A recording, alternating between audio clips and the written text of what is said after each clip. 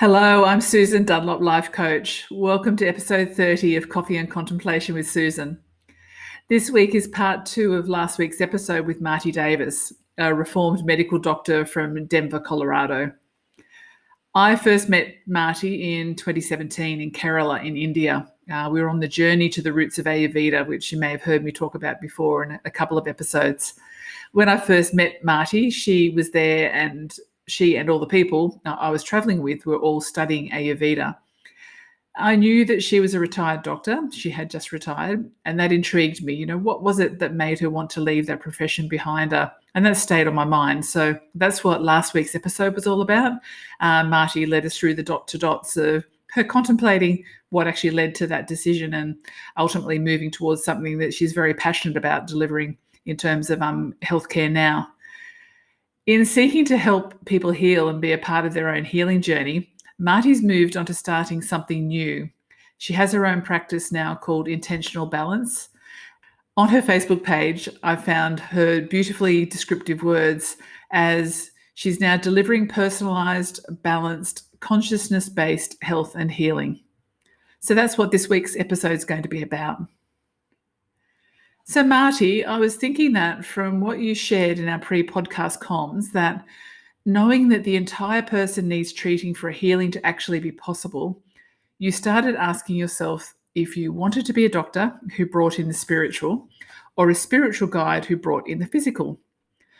And I feel that, that knowing is about trusting in something, as Steve Jobs' quote mentioned last week when we talked about dot to dots.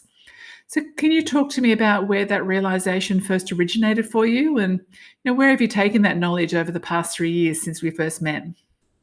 Feel like I've gone more from the spiritual perspective now and talk about medicine. And one of the things that led me to that was the fact that not everybody that comes to a medical doctor for their illness wants to know anything about the emotional, spiritual, mindset, psychological piece of things.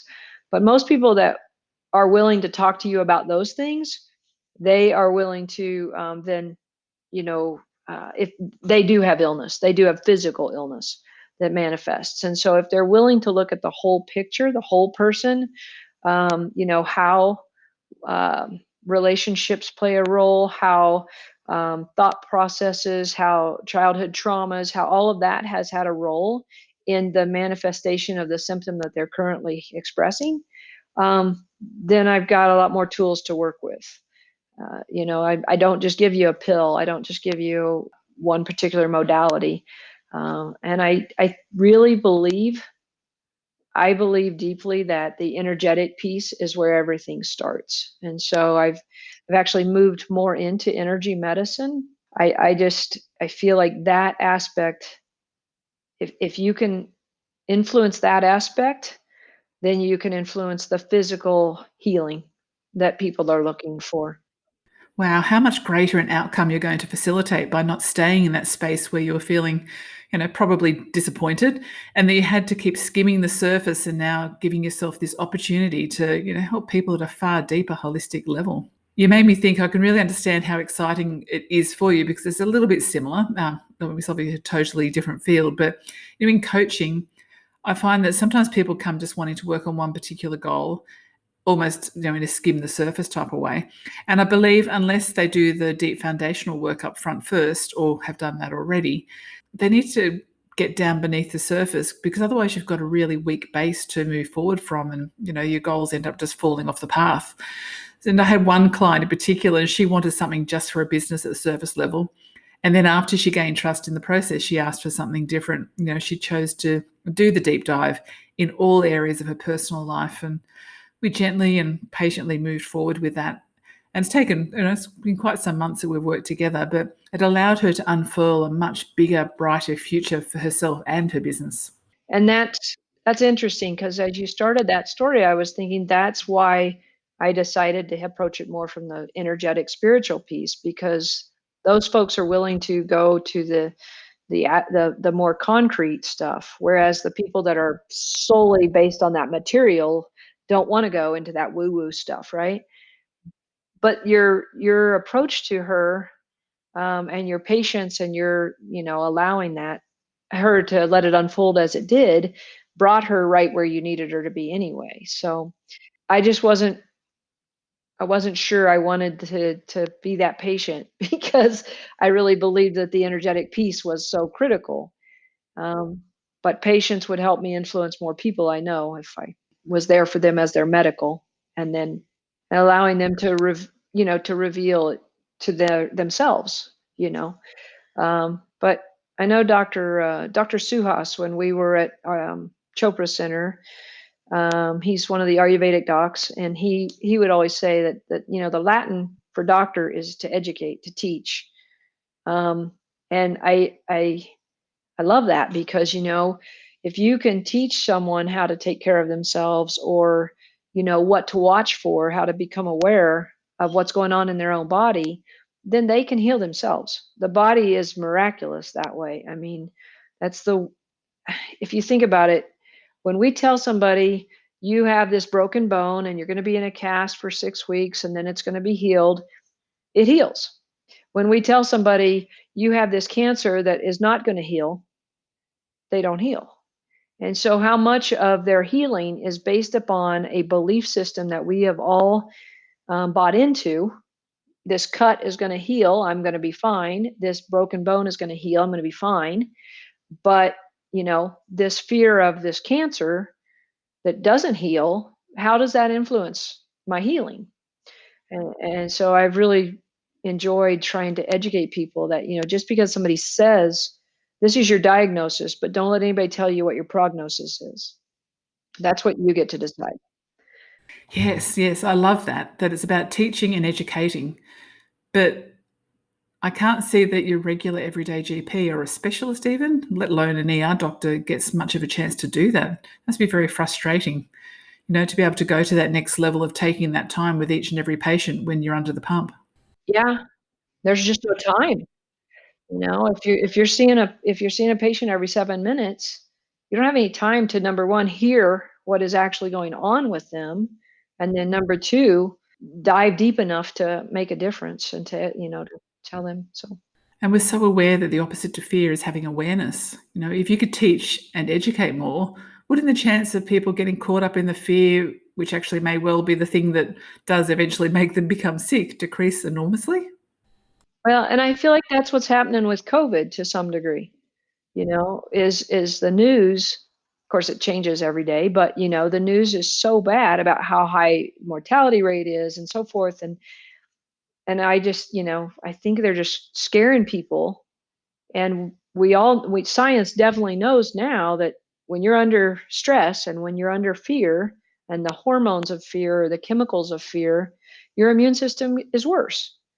And I mean, we know that from our testing and our studies. So if we're going to scare the whole world with this diagnosis and this disease, this illness, we're going to reduce everybody's immune function, and we're going to have more of what we're predicting we're going to have. We're going to have more mortalities, more illness, more so forth.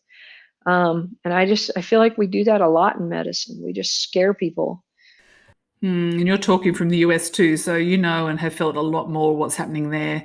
Not just talking about COVID, but the past 4 years mess of politics and all the social issues, impacting people on so many levels.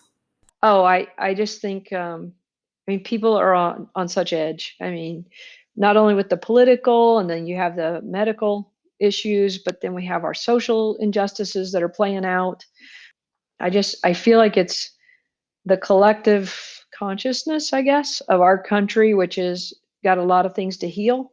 It's like bringing it to the surface. It's like, well, you better work with it this time. You brushed over it in the 60s, and then we made these laws or whatever that said things were equal, but they never were. And so, now we're going to make you deal with it. And I just feel like, and I'm not a very political activist or anything, but I feel like the last 4 years have brought out the people that support that mentality. And then there's a group of us that realize it should have always been equal. And now there's just this huge divide. And so we've got to we've got to get it resolved, and we actually truly have to get it resolved, not just brush it back under the carpet again. I know, and it's not like the news is coming at us like the good old days, just a small handful of TV channels, or even before my time, like over the radio, but it's bombarding us at every level. I feel it's coming from everywhere, fake news or otherwise. It's not good that people are then, obviously needing to be locked down to protect your health, whilst oddly that's imprisoning them to be sitting in front of toxic, depressing news more and more every day. That's surely not good for anyone. And it's hitting us from every direction. I mean, it's the same. I mean, religions do the same thing. They put people in fear to get you to believe their way of life or whatever. And so I just, and we're at home, we're locked down, so people are spending more and more time on TV or internet or whatever. And I don't know if you've ever seen The Social Dilemma. So people are being fed what they get more of what they sign up for. So if you read something that is negative or critical or whatever, it's going to keep hitting you. And I think that's the same way with, I mean, that's like a metaphor for the energetic as well. What you put out there is what comes back to you on an energetic frequency as well. So it's like, if I put out fear and anger and hatred, I'm going to get more of that back at me. That's my belief anyway. And Marti, one of your first steps away from traditional Western medicine was to study Ayurveda. I was intrigued as the only non-Ayurvedic student on the Kerala trip, listening to what you were all talking about, and hearing the doctors and the botanists, list out the so many uses of the 1,400 or so plants we were shown in the nursery there. But what also intrigued me was that since returning and staying in contact with the women we were traveling with, that none of them have fully chosen to practice Ayurveda, as their new modality when they got back to the States or Canada or anywhere else they came from. What was it like for you after your studies ended? I think I was probably one of those that used it not to necessarily become a sole practitioner of Ayurveda, but just healthy lifestyle in general. And one of the problems for me in becoming an Ayurvedic practitioner is that in the States, it's not really accepted all that well. But with a medical degree, I was going to be held liable. So if I gave recommendations based upon this Ayurvedic approach, but they said, well, you're a medical doctor and that's not standard of care. I talked to several people. It was going to be a big issue for malpractice and so forth. And so that was a little bit of a deterrent. But even beyond that, I was never, I believe that the plants and the herbs and so forth are extremely beneficial. And if we can get them in natural form, then great. What has tended to happen now is that these, it's becoming popular and these nutraceutical companies are making these formulations. But when we were there and I was with Dr. J, I went to a formulations making workshop with him, and it takes days to make a preparation. And so you can't get everything out of that and put it in a pill that is mass produced and then put in a bottle and stored on a shelf for a long time. And so it's kind of being a westernized approach to Ayurveda again. So I'm not as big a fan as all of the supplements that are recommended, and that, like we saw, they were picking the plant right at, and then they were making the remedy. And that's a whole different game than, making it in a big factory.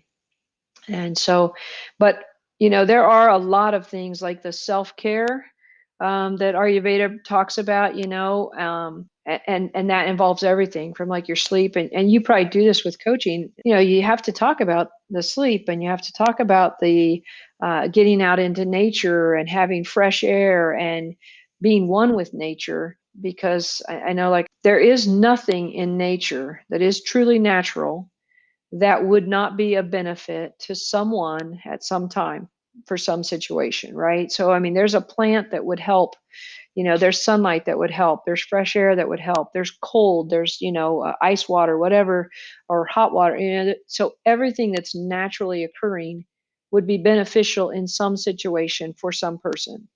And that's what I loved about Ayurveda. that's one of the things I loved about it. But it was just so common sense as far as we're all individual people. We have these different energies. We have different combinations of these energies. And then once you understand those energies, you can kind of start to work with, So for people who don't know what Ayurveda is, they have these three energetic body types basically, and they're made up of the elements.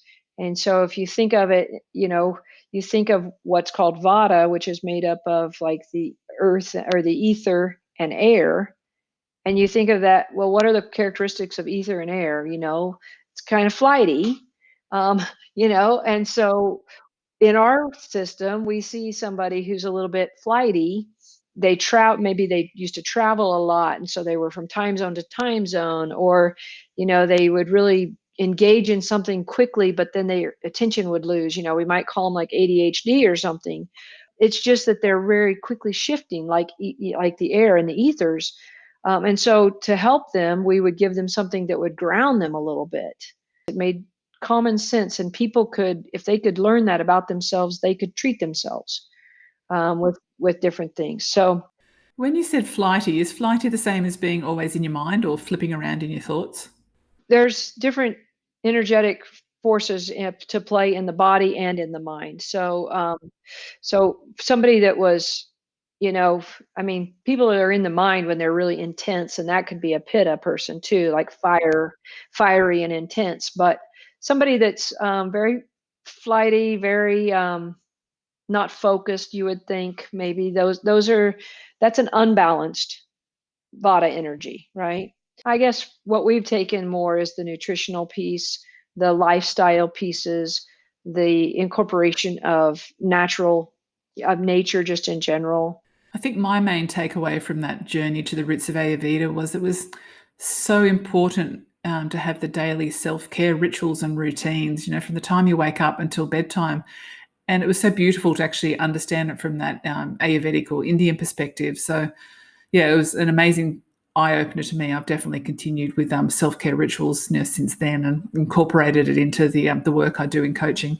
There's a hospital in India that treats a lot of COVID patients. And one of the things that was encouraged from an Ayurvedic perspective is the neti pot or sinus washes. And so this hospital, I read an article from them that all of their providers do a neti pot, a sinus wash basically, before they go to work and before they go home. And at the time I read that article, they hadn't had any providers get COVID, even though they were treating COVID patients, and they were a large hospital. It was like over 1,500 patient hospital, so it was a large hospital. But yet this simple 2-minute routine kept them from getting it, if that's the way we're exposed to it, right? So it's just little stuff like that. So moving forward past your exploration of Ayurveda, if the world is in a place of fear or turmoil, what's the alternative? Is it a life of joy? I'm thinking about that. I'm like, the Book of Joy. Have you ever read that book with the Dalai Lama and Desmond Tutu? And from that book, I've kind of gotten the impression happiness and joy are not the same thing, right? And so, yes, you won't be happy all the time, but joy to me is almost a choice that you can make, even in bad times, because obviously those two gentlemen have had a lot of bad times in their lives, but they still choose to live in joy, a joyful life. So that would just be something that came to mind when you made that comment. So, and I've been told anything you hope for is less likely to come, because hoping in and of itself is what you're calling to you. You're calling the action of hoping. So you get to keep hoping versus, saying I have this now and living from that place, just knowing that you are just exactly where you need to be. Yeah, I get that. I'm thinking that the people you're working with now, they must align with your mixing the best of ancient medicine and wisdom with the work you're doing with energy, and it's a little bit more forward focused, and science is backing that up. You did actually comment in the week leading up to our chat that more and more people are becoming convinced that they have more control over their own health, not simply the absence of disease, and that the Western approach, while appropriate at times, is less effective and more harmful than more ancient methods. So, Marti, who are you working with and what are you doing in your day-to-day practice? Let's go into that area now. Well, when I work with the patients that I work with, I've started a couple things. There's a system out there called NES. I do not know what that acronym stands for. I'm just going to say, but it's got to be like energetic systems. It's got to be. But what it is it's based upon what's called resonance matching.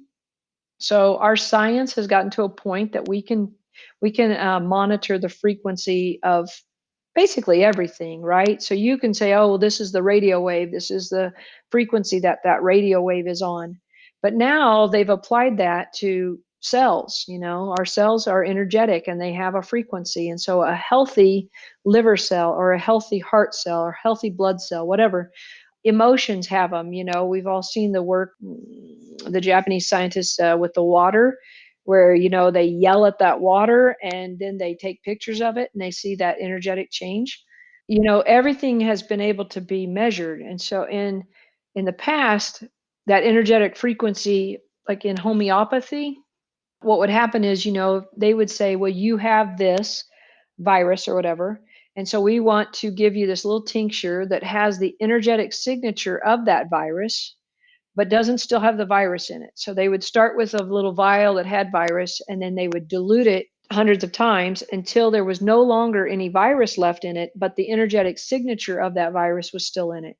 And then they would give you that, and you take 3 or 4 drops of it or whatever, and it's effective for people.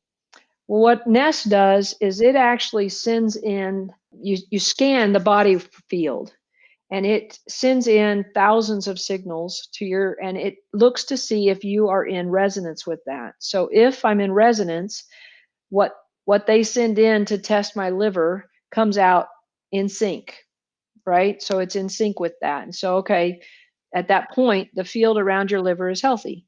And so, I mean, that's just a very simplistic way of trying to describe this.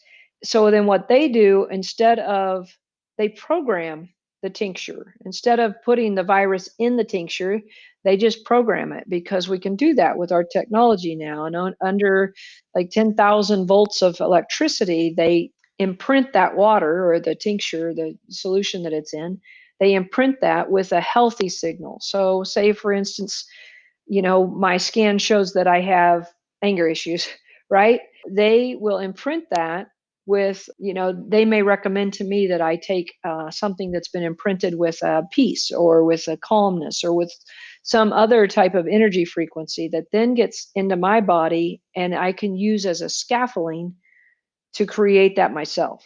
Or if you say somebody has, people are just amazed at what the scan shows, because they're like, how did they know that? It's not like I ask a ton of questions anymore. And so, they'll get scanned. It takes about 20 seconds. It's like nothing. And it can be done remotely. And then I get this huge report of all these different, over 400 points that are tried to match resonance wise at this point. And then when that comes back, we talk about it and we talk about what that might imply or whatever. And a lot of times they'll be amazed that it picked something up that, they hadn't even shared with anybody or was very subtle.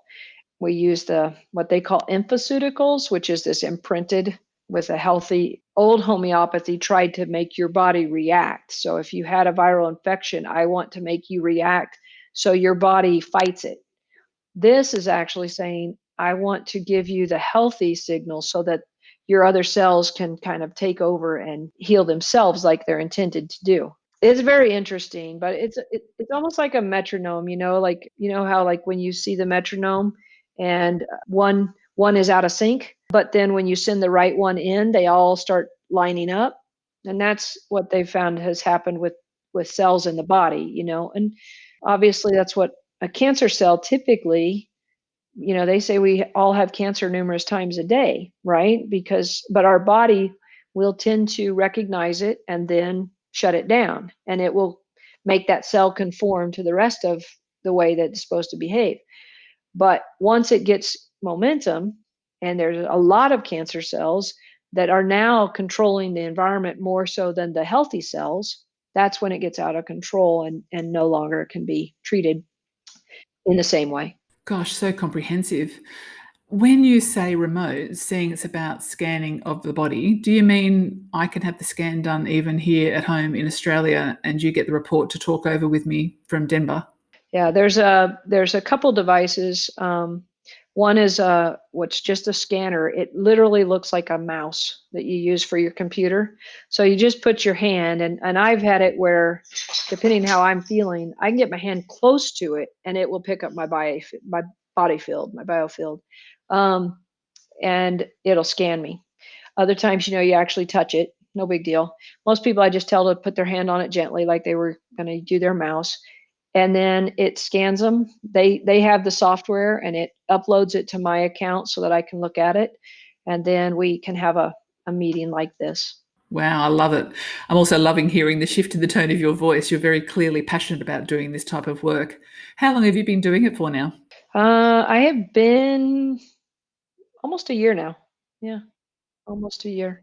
All of what you've been before and delivering that with the sort of new mix of modalities. What an absolute valuable consultation that would be to anyone, anywhere. Well done.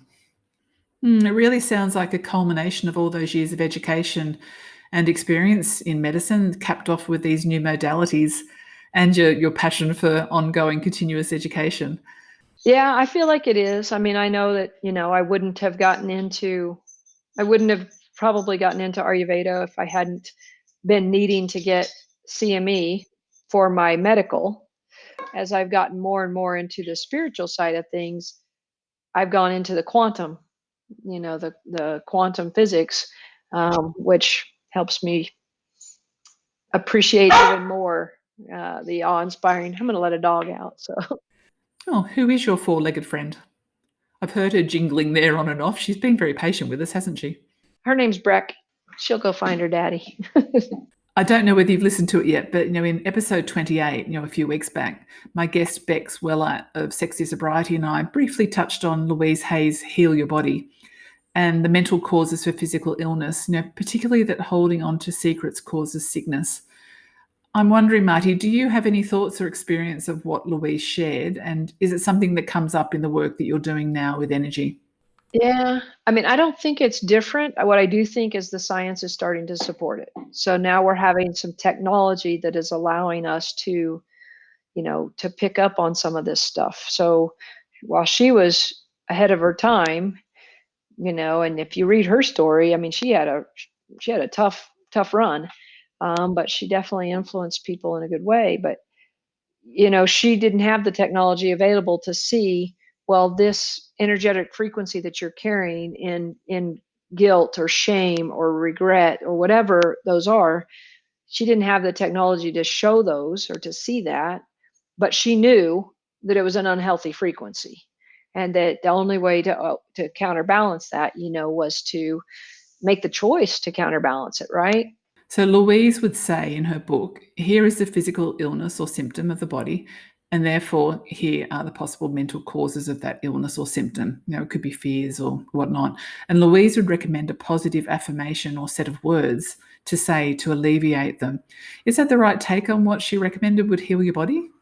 That's essentially what she would encourage people to do. I mean, and again, like Joe Dispenza and Bruce Lipton, Biology of Belief, or You Are Supernatural, Becoming Supernatural, those types of books, they're basically saying the same thing. But what's happened is science has supported that when I am feeling frustrated, or when I tell myself that I'm not worthy, or when I, beat myself up, be very super critical, the chemicals in my body are not conducive to health. Because we can measure all of those chemicals, we've labeled them now and we can measure them. We know the difference between what gets released in your body when you have a positive thought and what gets released in your body when you have a negative thought. Moreover, what research is showing is that 95% of the time, we're dealing with this subconscious, unconscious patterning that we've developed from the time we were born. While you say, I am going to heal myself, when you're having that conscious thought and you're thinking about it, the thoughts that are going on in the background that are playing, like your computer that play in the background to make it run, are saying, who am I to think this? This is, I've always thought this way. I've always done this. I've always feeding you subconscious thoughts all the time, and they're more powerful than that little 5% that's telling you, I can do this. So what people have to do, and what the affirmations do, is make you more aware of what when you break those 95% of patterns, right? So they make you, that's meditation does that as well. It makes you aware of that thought that you're having. And then do you have to believe it? No, because it's probably not true. I mean, whoever told you, if somebody told you you were stupid as a child, well, who gave them the authority to tell you that? And do I need to continue to believe that? And so she basically was telling us to do the same type of thing before she had any technology to say, okay, look, this is the frequency that your body's putting out right now. It's telling, it's a negative frequency, and how are we going to correct that? Call me a creative thinker or visual, but I'm just imagining the lightness, if everyone got a chance to collectively just spill out all of their secrets, all of their concerns, all of their fears. It'd be almost like planet Earth would start bouncing around like one of those bouncy balls around the universe, with the lightness just from that alone. It'd be so nice if everyone could let go of all those thoughts that cause them stress. Be a happier place for sure. Yeah, it would definitely lighten things up. It's pretty amazing. But yeah, so the secrets too, they could even be secrets that people don't even realize they have. I mean, it's like buried so deeply. Their defense mechanisms protected them so well that if they don't really put the effort in, they're not going to go down and find them. Marti, we're coming close to the end now, and I just want to make sure we include some of the questions you contemplated about you outside of this work that you're doing. So the first one would be is if you had a magic wand, what would you change immediately to make the world a better place? Well, when I read that, the very first thing was the illusion of separateness or different, the illusion that just because you're from a different location, or you have a different skin color, or a different religion or whatever, that you're different and therefore not worthy of my respect or my honor or whatever. So I think if I could get the world to see that we're all the same, and that what you do affects you, but it also affects me, and vice versa, that would be it. Okay, so writing a note to self, send Marti a magic wand. She'll make very good use of it. What would be the most valuable advice you could give 7-year-old you that you wish you'd been received yourself from your own mum when you were 7?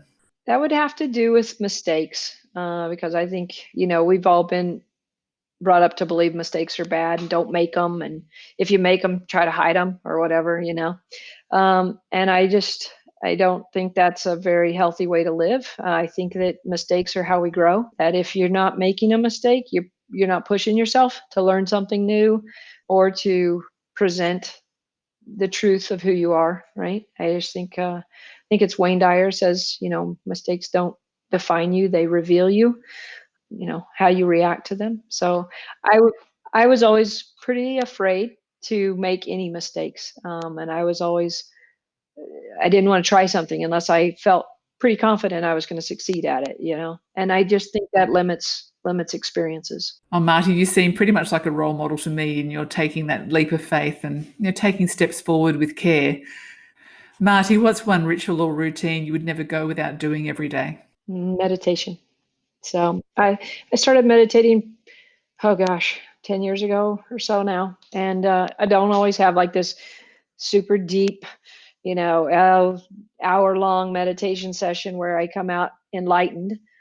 Sometimes I come out of my meditations angry. There's no perfect way to meditate, and that's what I think keeps people from it. But for me, even the potential of having that deep moment will keep me coming back to it. It's kind of like golfers, they always come back for that one perfect shot, even though they only have the one perfect shot very rarely, if ever. But there's always the potential that it'll be there. But yeah, just the opportunity to sit quietly and observe my thoughts, not stop my thoughts, because I can't do that, but to just observe them and to ask myself if I believe them. Why would I believe them if I do, or if I've signed on to believe them, why, and where do they come from, and who put them there? And it may just be a 5-10 minute breath work. It may be a true sit down 30 minutes or better opportunity. Or, I've gone to a couple meditation retreats where we've meditated for like 6 hours a day, not all at one time, obviously, but you'll have a sunrise, and it's just, you just learn a lot about yourself. I totally get that. I couldn't imagine doing a day without meditation either. It's such a beautiful practice. Even if you can't get it right, just taking that 20 minutes to lie or sit peacefully, I think that's a benefit in itself, just to breathe. Here's another one just about you. What are the top 3 things you love to do outside of the work that you do? I love everything outside, which is why Colorado is a beautiful place to be. So we hike and we bike, and I rock climb and snowboard, and I just love everything out there. I love to learn. So that doesn't really take me outside of this, but I love to learn almost anything. So, and with the internet, you can always learn whatever you choose to learn. And then I love family time. I'm extremely blessed with parents that I enjoy to be around, and kids I enjoy to be around, and a spouse I enjoy to be around. So it's not like I have to avoid it. Not all the time. Obviously, I can let them be away from me for a while, but yeah. So I would say family and nature and learning are my 3 big hobbies. Fast forward along your timeline now. So look forward to when you're planning your 90th birthday party. What 3 things would you like to think your 3 favorite people in the world will say that you achieved in this one precious life that you're still living? One would be that I lived it, that I knew my truth and I lived my truth. I hope to be seen. I hope there again, but hope to be seen as somebody who is very compassionate and loving and inclusive, that served humanity, left it a better place. Hopefully we're celebrating a life well lived and a recognition of a transformation of energy. I have no doubt. I imagine that's what you're going to do for sure. Hey, what is your favorite mantra or quote that gets you by in hard times? There's so many amazing quotes out there that I love, and to come up with one is hard. I do tell, this is one I told my daughters when so it wasn't from someone else, but it was ours. And, I would always say, when you'd get that from your kids, that life's not fair, I would always say, if life were fair, we'd have a lot less. And it wasn't from a perspective of, let's have a lot of material things, but it was just from the perspective of gratitude that we have all of these things we take for granted. We have our health, we have shelter, we have food, we have warmth, we have love, we have all of these things that we take for granted. That would be it. And lucky last, do you have a song that's your favorite sing out loud song, or something that really resonates really well with you even right now? Honestly, if you haven't heard the song from Josh Wilson that is called Revolutionary, right now, it is just so fitting for our times and for all times, I know, but it seems like it talks about, how we're not different, and when did kindness become revolutionary, and when did hatred become so ordinary. But it's just a nice thought provoking song. And then one that I do sing to that I don't sing too well all the time is I Can Only Imagine, because I think when my physical body is gone and I am solely energetic and I am in that embrace. So for a lot of people, that song is when, we meet Jesus face to face. For me, it's more of that energetic hug. You hear people that have had near death experiences where they just feel like they're embraced by this unconditional love. And it's obviously not a physical embrace, it's that energy embracing them. So to me, when this life is over, I just, that feeling is just hard to imagine. Isn't it just incredible what a song can bring up for you, to even ponder that out into your future? How beautiful, and what a nice way to end our chat. Marti, thank you so much for sharing your before and after of your career path change. I know many listeners are contemplating doing the same and, maybe unsure of whether they can take that leap of faith to work in something they're more passionate about. I mean, you did it at the age of 50, or just before you turned 50, and look where you're going. So it's just amazing to see what you and other people I've met on this podcast are doing and delivering in the world now as being themselves, I think, is probably the most important thing. So thanks, Marti. Well, thank you again. Thank you for even thinking of me for this. I mean, that was quite an honor anyway, but you're doing it. You're making the world a better place by putting messages out there that people can hear and hopefully they resonate with and find out more about. Yeah, that's what we're here for. Thanks, Susan. Listeners, thank you so much for tuning in to hear Marti's story today, and maybe last week's episode as well. The first chat about Marti's ... of her life up until the time she retired from medicine has more of a smooth Denver kind of feel to me. It sounds a bit like Marti's very smooth and calm in all manners of things. So I can't picture that her ... moving forward is going to be any kind of jagged sort of ...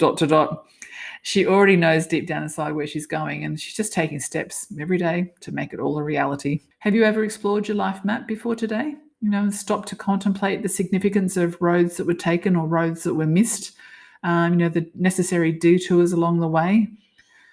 All those lessons that you've learned, as Marti said, it's all the mistakes too that add up, that are the important things to acknowledge. So even put them out on the table sometimes and say, I acknowledge this mistake I made. What's that lesson from that? And, it's a good way too to put some things to bed once and for all and just leave it behind you. I think it is very important to leave things behind you as you move through, take the good from it and then, put it to bed. I'll leave you to the rest of your day, and I really appreciate your tuning into the episodes, or even just one episode that you found interesting and helpful. I'd love to hear any key takeaways that you have at any time, so please don't hesitate to reach out to me. All my details are here, my email and my phone numbers on Facebook and on the website. So until next episode, take care. Thank you.